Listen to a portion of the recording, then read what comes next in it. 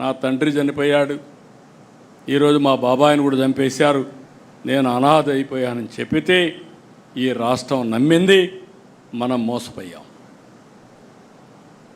ఒక్క విషయం మీరు గుర్తుపెట్టుకోవాలి, ఉండేవాళ్ళు పాలసీ మేకర్స్ ఉన్నాం, పాలసీని ఎగ్జిక్యూట్ చేసే మంత్రులు ఉన్నాం. ఆ రోజుగానే మనకు ఆలోచన వచ్చి కరెక్ట్గా ఒక గంట 2 గంటలు అక్కడ అన్నీ వదిలిపెట్టండి, 2 గంటలు మనం ఆలోచించి అప్పటికప్పుడే మొత్తం రికార్డ్స్ అన్ని సీజ్ చేసి దోషులను కానీ అరెస్ట్ చేసుంటే మనం ఓడిపోయేవాళ్ళం. తమ్ముళ్ళు ఎమ్మెల్యేలు మీరు గుర్తుపెట్టుకోవాలి. That is politics.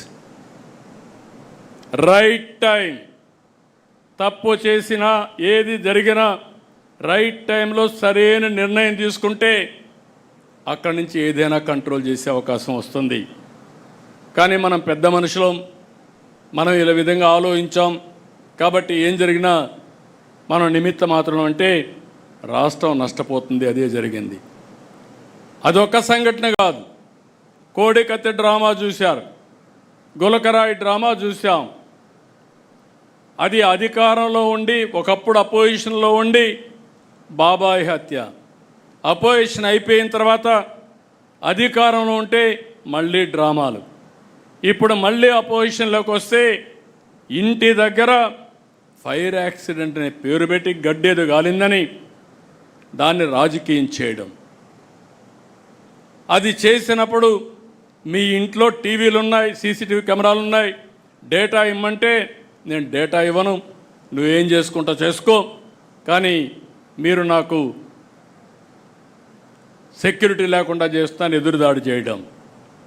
నిన్న మొన్న మీరు చూశారు, ఒక రాజకీయ నాయకుడు పరామర్శిస్తాడు, తప్పు లేదు, పరామర్శించేవాడు ఎవరిని పరామర్శించాలి?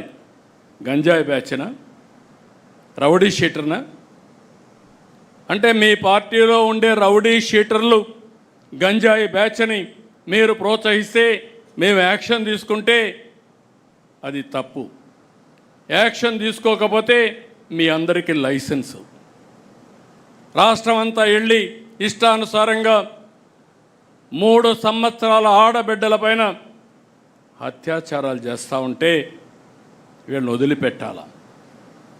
వదిలిపెట్టకుండా ఫర్మ్ యాక్షన్ తీసుకుంటే పోలీసులు ఎక్సెస్గా బిహేవ్ చేస్తున్నారని మాట్లాడతారు.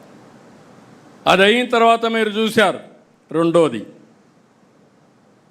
నేరుగా గుంటూరు సత్తెనపల్లిలో మీరు జరిగింది చూస్తే ఎంత దారుణంగా జరిగిందో ఒక్కసారి మీరు గుర్తుపెట్టుకోండి. కారులో పోతూ కారు కింద hit and run, hit and go, చక్రాల కింద మనిషి పడిపోతే మనమైతే దారిలో ఉంటే పక్కన యాక్సిడెంట్ అయితే నిలబెట్టి ముందు వాళ్ళని హాస్పిటల్కి పంపించి పరామర్శించి టైం ఉంటే మనమే తీసుకుపోయి హాస్పిటల్కి పంపించిన తర్వాత మళ్ళీ ప్రయాణం కొనసాగిస్తాం, ఎంత అర్జెంట్ అయినా. అది సోషల్ రెస్పాన్సిబిలిటీ. అలాంటిది నీ కారు కింద పడిపోతే కనీసం పట్టించుకోకుండా తీసి బయట పారేసి వెళ్ళిపోయిన సందర్భాన్ని మనం చూస్తే, తిరిగి ఇదే కారులో జరిగిందని ఎవిడెన్స్ వచ్చిన తర్వాత, పేపర్ ఉందని, టీవీ ఉందని ఎదురుదాడి చేసే పరిస్థితి వస్తే ఎక్కడికి పోతున్నాం రాజకీయాలు? అంటే ఎలాంటి కరుడు గట్టినటువంటి వ్యక్తి ఎలాంటి నేర రాజకీయాలు చేస్తూ సమాజాన్ని అతలాకుతలం చేస్తూ ఉంటే తిరిగి ఆడబిడ్డలపైన హత్యలు జరుగుతున్నాయి, రోడ్డు యాక్సిడెంట్లు జరుగుతున్నాయి, లేకుంటే రౌడీజం జరుగుతూ ఉంది, దొంగతనాలు జరుగుతున్నాయంటే దానికి మనం జవాబుదారీతనంగా ఉండాలి. అందుకే నేను చెప్పాను, టెక్నాలజీ కూడా ఉపయోగిస్తున్నా. ఎవ్రీవేర్ టెక్నాలజీ కూడా ఉపయోగించి ఎవరైనా సరే తప్పులు చేస్తే వాళ్ళని సాక్ష్యాధారాలతో పెట్టి ప్రజల్లో చైతన్యం తీసుకొచ్చి వీళ్ళ అరాచకాలకు అడ్డుకట్టేసే విధంగా ఈరోజు కార్యక్రమాలు చేస్తున్నాను. నాకు కావాల్సింది ఒకటే గుర్తుపెట్టుకోండి, public safety is most important. ఎవడైనా సరే తప్పు చేస్తే అలాంటి వారిని కఠినంగా శిక్షించి లా అండ్ ఆర్డర్ కాపాడడం తెలుగుదేశం పార్టీ బాధ్యత, ఎన్డీఏ బాధ్యత.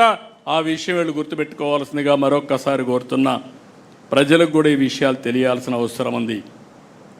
కులం పేరుతో రెచ్చగొడతారు, మతం పేరుతో రెచ్చగొడతారు. ఒక పాస్టర్ హైదరాబాద్ నుంచి బయలుదేరి వచ్చి తాగుతూ వచ్చి కడాన యాక్సిడెంట్ చనిపోతే ప్రభుత్వం చంపేసిందని పెడతారు, పోలీసులు చంపేశారని పెడతారు. నేను సమాచారం ఇమ్మంటాను, సాక్ష్యాలు ఇమ్మంటాం, సమాధానం చెప్పరు. వెనకుండే రాజకీయాలు చేస్తారు. ఇలాంటి నీతి మాలిన రాజకీయాలు చేస్తే రాజకీయ ముసుగు తీసి నేరస్తులను నేరస్తులుగానే ట్రీట్ చేస్తామని మరొకసారి మీ అందరికీ విజ్ఞప్తి చేస్తున్నా. ఇక్కడ మీకు కూడా గుర్తుపెట్టుకోవాల్సింది, ఎప్పుడు కూడా అబద్ధం అనేది చాలా పవర్ఫుల్. ఇది నిజం గడప దాటేసరికి అబద్ధం ఊరంతా చుట్టొస్తుంది. ఆ అబద్ధం మీకే అనుమానం వచ్చేస్తుంది, నేను నిజం చెప్తున్నానా లేకపోతే నేను కూడా మోసపోయానా అని అనుమానం కలిగే పరిస్థితి వస్తుంది. అందుకే ప్రతి ఒక్కరు కూడా అప్రమత్తంగా ఉండడమే కాకుండా మీకు ఎన్ని పనులున్నా వాస్తవాన్ని ప్రజలకు చెప్పడంలో, పదే పదే చెప్పడంలో మీరు చొరవ తీసుకోవాల్సిందిగా నేను మిమ్మల్ని కోరుతున్నా. ఎందుకంటే మీరు అందరం గుర్తుపెట్టుకోవాలి, ఈ దేశ రాజకీయాల్లో ఇది కొత్త అలవాటు, పోకడ. ఏ రాజకీయ పార్టీ పేపర్ పెట్టుకోలేదు, ఏ రాజకీయ పార్టీ టీవీ పెట్టుకోలేదు, ఏ రాజకీయ పార్టీ ఇంత బరిదిగించి